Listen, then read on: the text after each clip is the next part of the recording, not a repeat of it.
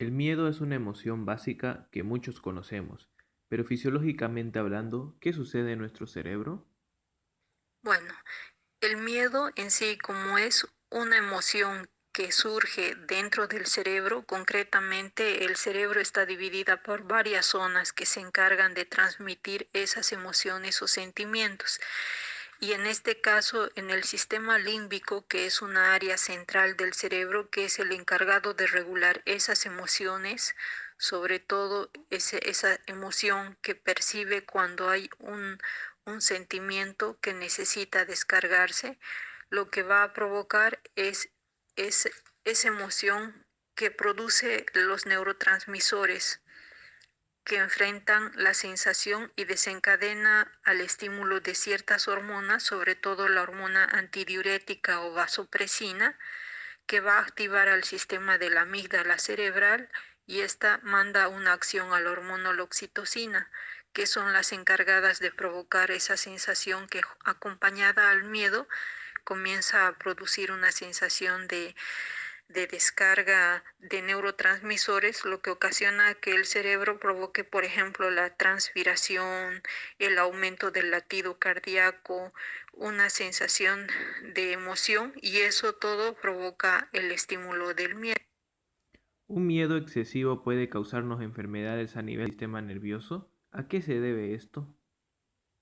Sí, el miedo excesivo, claro, puede desencadenar una sensación desagradable que se conoce como síndrome de pánico. El síndrome de pánico ya va a provocar muchas manifestaciones, tanto físicas como funcionales. Hablando fisiológicamente, el cuerpo ya comienza a provocar un exceso de adrenalina y esa sensación va a provocar algunas alteraciones especiales como alteración pupilar, eh, alteración de la parte cardíaca, va a provocar mayor aumento de la sudoración, una sensación de falta de aire, lo que va a dar síntomas somáticos como si el paciente estuviera desencadenando una alteración realmente metabólica en el cuerpo y lo que puede provocar una enfermedad. Esto generalmente se provoca porque justamente en el sistema límbico, que es la zona donde comienza toda esa emoción con atención del objeto amenazante, en la zona del lóbulo frontal, que es el encargado de activar y desencadenar todo eso, durante el pánico comienza a producir todas esas alteraciones que van a provocar y desencadenar como síndromes de pánico o fobias, que ya son el extremo del. Entonces, ¿podríamos hablar de un miedo sano y uno que puede llevarnos a problemas de salud? Sí,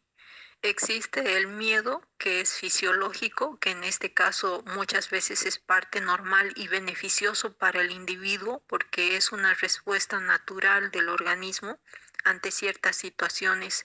de adversidad para reaccionar el organismo y el miedo patológico, donde ya contrapola al otro lado de la exageración con los síntomas ya característicos del síndrome de pánico, fobias,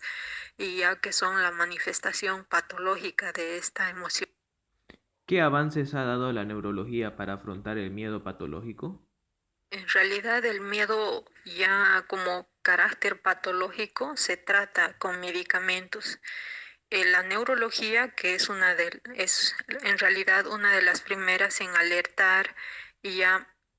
descubrir y diagnosticar en realidad que el paciente ya está desencadenando el síndrome de pánico o fobias, es con la consulta clínica. Muchos de los pacientes llegan a consultorios médicos con cuadros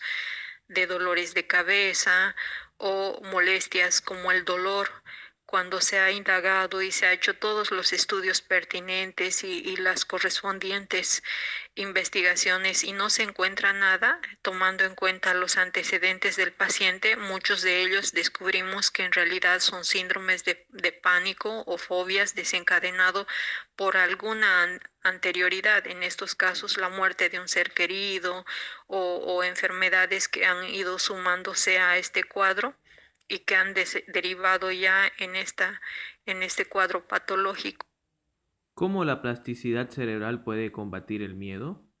En realidad, la plasticidad cerebral o, en este caso, las neuronas, que son las que se activan para provocar y desencadenar todas estas emociones, son las primeras en reaccionar y estabilizar automáticamente al cerebro para ir superando esto. Es como una interconexión. Todas las neuronas hacen una red para provocar una defensa, así como la inmunidad en el cuerpo manda a los anticuerpos a defender contra alguna infección. El mismo cerebro reacciona de forma inteligente emocional ante esa percepción externa, lo cual puede ser ayudada muchas veces con medicamentos y el mismo organismo se autolimita y se fortalece para cohibir y bloquear esa sensación externa que le está provocando esa emoción del miedo. Un mecanismo de defensa natural que nos previene de los peligros y el cual está autorregulado. La serotonina, que es una sustancia que produce el cerebro, que es en realidad una de las hormonas naturales que producimos para contrarrestar esa emoción del miedo, y no solamente se llama en realidad la hormona del miedo, también puede considerarse como una hormona de la felicidad que lo produce el mismo cerebro o también se produce como medicamentos adicionales para bloquear esa emoción. Y junto con la serotonina también tenemos otros aliados que se conocen como inhibidores selectivos de recaptación de serotonina, que también ayudan a bloquear y cohibir este tipo de sentimiento. ¿Cómo cree que los médicos afrontan esta actual pandemia? ¿Hay miedo real o infundado? Existen los dos tipos, tanto el real como el infundado. El real porque lamentablemente estamos sabiendo a nivel mundial, la pandemia no tiene actualmente un tratamiento concreto y tenemos que ser reales ante esta situación que está avasallando a todo el mundo. Y el infundado porque en realidad estamos sobre actuando muchas veces para someter o cohibir a los pacientes, evitar no salir de casa. Es un miedo que uno tiene que planteárselo día a día para que de alguna forma se bloquee esa diseminación de la enfermedad. Entonces los médicos tienen que tomar en cuenta que muchas veces tenemos que quizás hasta exagerar para mantener una forma de control o contención, hablando de una forma más concreta, más clara sobre esta misma enfermedad que está padeciendo el mundo entero. ¿Existe alguna iniciativa de solidaridad por parte de los profesionales de salud? Y existen muchas en nuestro país y en diversos países, los profesionales del área de salud, sobre todo los psicopedagogos, los psiquiatras, los psicólogos, ofrecen vía web, internet o o incluso videollamadas de consultas para que aquel paciente que tuviera esta sensación de emoción, ese miedo exagerado, fobia por la situación que estamos padeciendo, se puedan comunicar con ellos y de alguna forma ellos ir conteniendo esta sensación. Hay muchos apoyos, muchos que en realidad son los que van a ayudar y evitar que muchos de estos pacientes lleguen a desencadenar esto que está padeciendo el país y el mundo entero. ¿Y usted ha experimentado en persona este impacto positivo de solidaridad? O sea, ¿ha estado o está usted coordinando o realizando algunas actividades, algunas de estas iniciativas? Sí, yo puedo decir que sí, porque muchos de mis pacientes que no necesariamente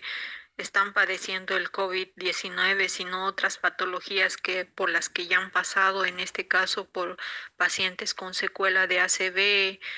ataque cerebrovascular o pacientes que sufren epilepsia y que lamentablemente pueden quedar con comorbilidad de esta sensación, esta emoción de miedo de no volver a sus controles de forma temprana o en fecha indicada por la situación de la cuarentena que estamos atravesando,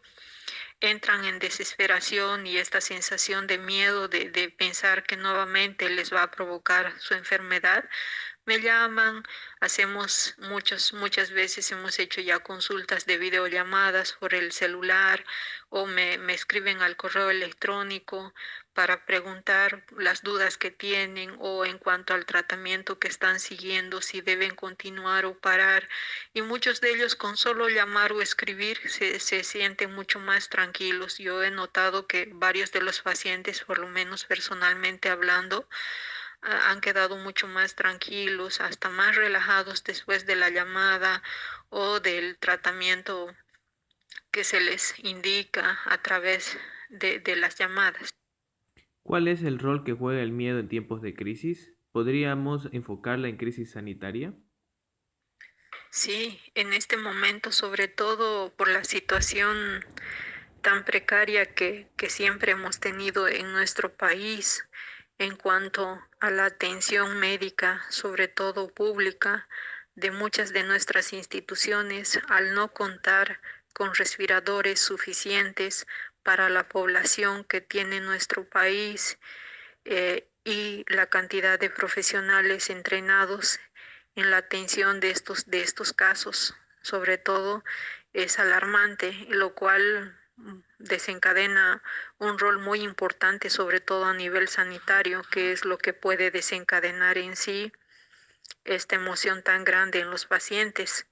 Y en segundo caso, el más relevante sobre todo es la situación económica, una crisis económica que también es palpable, porque de ahí deriva que muchos de los pacientes que llegaran a tener este cuadro ven una probabilidad muy lejana acudir a un centro privado de atención médica, lo cual en realidad juega un papel muy importante en nuestra realidad que el paciente está viviendo. Para finalizar, ¿qué perspectiva tiene del COVID-19 con respecto a la población que no cumple la cuarentena? ¿Acaso ellos no tienen miedo? Aquella población que todavía lamentablemente no cumple con las indicaciones sanitarias que las disposiciones emanan y que creen que no se trata de una enfermedad tan seria, me parece que es por falta de información. Muchas de los pacientes que todavía incumplen o que salen y no guardan la restricción respectiva y se pasean o hacen sus compras sin ninguna protección, no es que no tengan miedo, tienen miedo, pero todavía no están informados en sí de la realidad de la enfermedad en su totalidad y ver el estado crítico que lleva en sí esta enfermedad. Muchas gracias.